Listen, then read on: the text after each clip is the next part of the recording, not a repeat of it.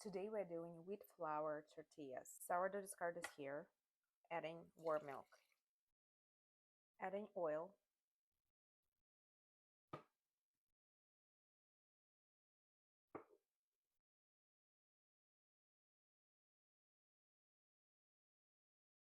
And adding salt.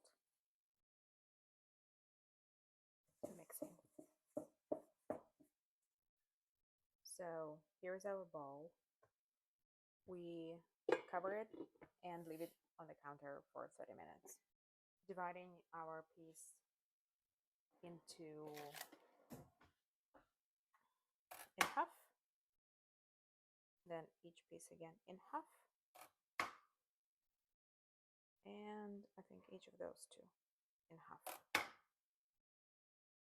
Picking each piece, taking our pan and rolling. So it should be that thin, and we will be putting this on the pan right now. Look at these bubbles on the surface. This is cool. That's what I like.